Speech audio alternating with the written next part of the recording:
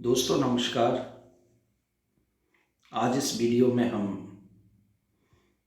प्रमुख पाश्चात्य राजनीतिक विचारक प्लेटो के जीवन परिचय, उनके द्वारा प्रयुक्त की गई शिक्षण विधियाँ और आदर्श राज्य की अवधारणा इत्यादि का वर्णन करेंगे। शुरुआत करते हैं जीवन परिचय से। प्लेटो एक प्राचीन यूनानी राजनीतिक दार्शनिक है जो राजनीतिक दर्शन का पिता भी कहलाता है। इनका जन्म 428 ईसा पूर्व एथेंस में हुआ था।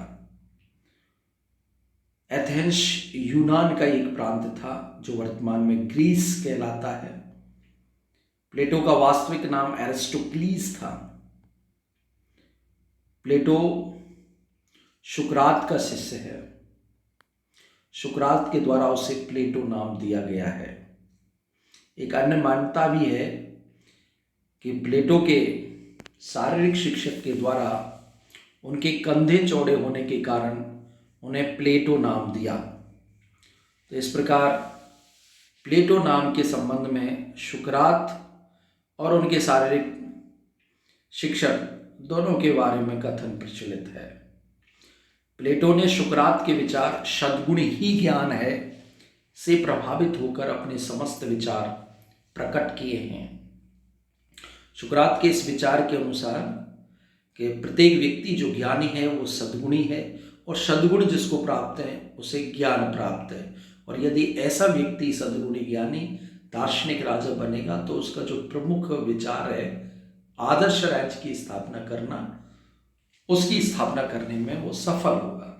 इसलिए उन्होंने सुकरात के विचार सद्गुण ही ज्ञान को मुख्य धारा में रखकर अपने विचार प्रकट किए हैं। अकादमी प्लेटो द्वारा स्थापित प्रथम यूरोपीय विश्वविद्यालय कहलाता है। ये प्लेटो द्वारा स्थापित शिक्षण संस्थान है। अरस्तु इसी अकादमी का विद्यार्थी रहा है। अकादमी के द्वार पर प्लेटो ने स्पष्ट शब्दों में लिख रखा था कि ज्यामिति से अपरिचित कोई व्यक्ति यहाँ प्रवेश ना ले। अर्थात प्लेटो ज्यामिति विषय पर शिक्षण व्यवस्था में अत्यधिक महत्व देता था। प्लेटो की जो अध्ययन पद्धतियां हैं वो द्वंद्वात्मक, विश्लेषणात्मक और निगमनात्मक कहलाती हैं। जहाँ द्वंद्वात्मक पद्धति में किसी विषय को लेकर पक्ष विपक्ष में द्वंद्व होता है और सर्वश्रेष्ठ और सत्य मत का प्रतिपादन होता है, वहीं विश्लेषणात्मक विधि में किसी सिद्धांत का विश्लेषण विस्तृत रूप से किया जाता है।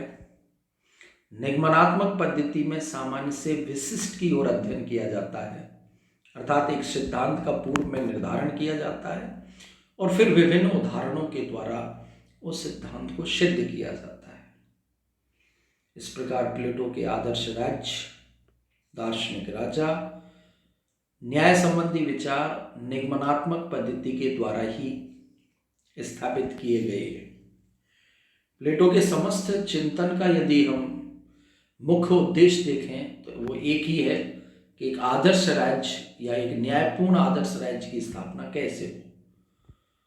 उसी के लिए उन्होंने दार्शनिक राजा और न्याय जैसे सिद्धांतों का प्रतिपादन किया है। प्लेटो के जीवन में डियोनेसिस घटना महत्वपूर्ण स्थान रखती है। देखते हैं क्या है ये घटना। प्लेटो ने अपना मुख्य उद्देश्य न्यायपूर्ण आदर्श राज्य की स्थापना के लिए दार्शनिक राजा की परिकल्पना की थी। इसे व्यावहारिक रूप देने के लिए सिसिली, जो इटली का एक राज्य था, वहाँ के शासक डियोनेसिस प्रथम को 50 वर्षीय शिक्षण पद्धति के द्वारा दार्शनिक राजा बनने का प्रशिक्षण दिया गया। प्लेटो ने इसे दार्शनिक राजा बनाने में प्रयास किए लेकिन वो असफल रहा, क्योंकि जैसे ही डियोनेसिस प्रथम शासक बना वह धीरे धीरे निरंकुश बन गया। इस घटना के बाद प्लेटो के विचारों में परिवर्तन आया। उसने अपने परिवर्तित विचारों को अपनी जीवन की अंतिम रचना लॉस 347 बीसी में विस्तृत रूप से वर्णित किए हैं। इस पुस्तक में प्लेटो दार्शनिक शासक के स्थान पर विधि के शासन, रूल ऑफ लॉज पर बल देता है। अर्थात अपने जीवन के अंतिम काल में दार्शनिक राजा जो आदर्शवाद था, उसके स्थान पर वो व्यवहारवाद, विधि के शासन की ओर मुड़ गया। प्लेटो की रचनाएं, महत्वपूर्ण रचनाएं, पहली जो सर्वश्रेष्ठ रचना है रिपब्लिक, प्लेटो की सर्वोच्च दार्शनिक कृति है जो ग्रीक या यूनानी भाषा में लिखी गई है। तो 380 बीसी में ये प्रकाशित हुई है। 387 के आसपास इसका लेखन प्रारंभ हुआ, जिसमें मूलतः 10 भाग हैं। इस पुस्तक का दूसरा नाम कंसर्निंग जस्टिस अर्थात न्याय से संबंधित भी कहा जाता है। ये प्रश्न काफी बार पूछा गया है कि रिपब्लिक का मुख्य विषय क्या है, तो न्याय उसका मुख्य विषय है, क्योंकि उसका दूसरा नाम ही कंसर्निंग जस्टिस है। इस पुस्तक का मूल विषय सद्गुण ही ज्ञान है। इस पुस्तक में प्लेटो के 5 मौलिक विचार वर्णित हैं। इस पुस्तक में प्लेटो के 5 मौलिक विचार वर्णित हैं: आदर्श राज्य, दार्शनिक राजा, न्याय सिद्धांत, शिक्षा, साम्यवाद। इस महत्वपूर्ण कृति का अंग्रेजी अनुवाद बेंजामिन जॉयट द्वारा किया गया है। दूसरी महत्वपूर्ण रचना जो जीवन के अंतिम काल में लिखी, लॉज। इस पुस्तक की रचना 347 ईस्वी में की गई, ग्रीक भाषा में ही इसको लिखा गया है। प्लेटो की मृत्यु के बाद ये प्रकाशित हुई। इस पुस्तक में 12 अध्याय। डियोनिसिस प्रथम की असफलता के बाद प्लेटो के जो परिवर्तित विचार थे इस पुस्तक में वर्णित हैं। ये पुस्तक विधि के शासन पर बल देती है। स्टेट्समैन तीसरी और महत्वपूर्ण रचना तो 360 ईस्वी पूर्व ये जो लिखी गई थी। इस पुस्तक में प्लेटो ने सर्वप्रथम संविधानों का वर्गीकरण किया है, लेकिन यह वर्गीकरण अस्पष्ट है।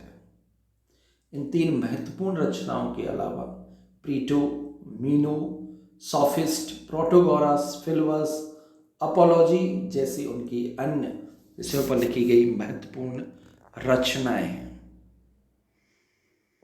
अब रिपब्लिक में उनका प्रथम और सर्व महत्वपूर्ण विचार, मौलिक विचार, आदर्श राज्य की स्थापना कैसे हो, तो आदर्श राज्य का विचार उन्होंने वर्णित किया है। आइए, आदर्श राज्य का विचार प्लेटो का मौलिक विचार है, जिसका वर्णन हमें प्लेटो की रिपब्लिक जो महत्वपूर्ण एक रचना है उसमें मिलता है। क्योंकि रिपब्लिक में वर्णित विचार आदर्शात्मक, काल्पनिक हैं, इसलिए ये विचार भी आदर्शात्मक, काल्पनिक, अव्यावहारिक कहलाता है। प्लेटो ने आदर्श राज्य के निर्माण प्रक्रिया का वर्णन करते हुए कहा है कि व्यक्ति की पहचान उसकी आत्मा होती है और इस प्रत्येक मानवीय आत्मा में 3 तत्व होते हैं: विवेक, साहस और तृष्णा। आत्मा के इन 3 गुणों के अनुरूप ही समाज या राज्य में 3 वर्गों का निर्माण होता है। पहला शासक वर्ग, जिसमें विवेक की प्रधानता होती है। दूसरा सैनिक वर्ग, जिसमें साहस की प्रधानता होती है। तीसरा उत्पादक वर्ग, जिसमें संयम या तृष्णा की प्रधानता होती है। प्लेटो का मानना है कि राज्यों का जन्म वृक्ष या चट्टानों से नहीं होता, अब तो उसमें निवास करने वाले व्यक्तियों के चरित्र से होता है। इसीलिए प्लेटो राज्य समाज को इन 3 वर्गों का समूह मानता है, अर्थात शासक, सैनिक, उत्पादक वर्गों का समूह ही राज्य कहलाता है। प्लेटो के इस संबंध में एक प्रसिद्ध कथन है कि राज्य व्यक्ति का ही वृहद रूप है, अर्थात ये जो समाज और राज्य है ये आत्मा में जो गुण है, व्यक्ति में जो गुण है, उसी का विस्तृत रूप है। इसे अन्य शब्दों में राज्य आवर्धक व्यक्ति भी कहते हैं। प्लेटो के आदर्श राज्य संबंधी विचार की समालोचना बारकर के शब्दों में, ये विचार दार्शनिक प्लेटो की कल्पना मात्र है। ऐसा राज्य स्वर्ग में ही हो सकता है, पृथ्वी पर तो नहीं। इसीलिए आदर्श राज्य को प्रबुद्ध निरंकुशतावाद भी कहा जाता है। अर्थात प्रबुद्ध निरंकुशता का मतलब ये है कि जो दार्शनिक राजा है उसको इन्होंने सर्वोच्च माना है, विवेकशील माना है, और उसके निर्णय के विरुद्ध आप नहीं जा सकते। तो यदि आप अपने स्वामी की आलोचना नहीं कर सकते, अविज्ञा नहीं कर सकते गलत बात की, तो निरंकुशता की ओर ले जाने वाला शासक होता है। क्योंकि आदर्श राज्य में ऐसा निरंकुश शासक दार्शनिक है, प्रबुद्ध वर्ग से आता है, इसलिए दार्शनिक राज्य को प्रबुद्ध निरंकुशतावाद भी कहा जाता है। वास्तव में ये विचार केवल प्लेटो के विचारों में ही रहा, कभी धरातल पर स्थापित नहीं हुआ, और ऐसा स्वयं प्लेटो ने स्वीकार भी किया था। डनिंग ने आदर्शवादी राज्य कल्पना को रोमांचकारी कोई संस्था माना है, जबकि इन्हीं विचारों के निष्कर्ष के आधार पर महान राजनीतिक विचारक मैक्सी ने प्लेटो को प्रथम कल्पनावादी विचारक कहा था। कि ये केवल कल्पना, अव्यावहारिक सिद्धांतों का प्रतिपादन है रिपब्लिक में, और इसके जो प्रवर्तक हैं प्लेटो वो कल्पनावादी है, ऐसा मैक्सी ने कहा है। एक और इसकी आलोचना प्लेटो का आदर्श राज्य सिद्धांत आदर्शवादियों के जैसे रूसो है, हीगल है, वॉशांक है, उनका प्रेरणा स्रोत रहा है, जिसके आधार पर इन्होंने एक निरंकुश राज्य का प्रतिपादन और समर्थन किया है। अर्थात प्लेटो का जो आदर्श राज्य है वो दार्शनिक राजा को अत्यधिक शक्ति देके और जनता को अविज्ञा ना करने की हिदायत देने के कारण जितने भी निरंकुश राज्य स्थापित हुए उनके लिए एक प्रेरणा स्रोत का काम किया है, जो इसकी सबसे बड़ी कमी है। थैंक यू दोस्तों।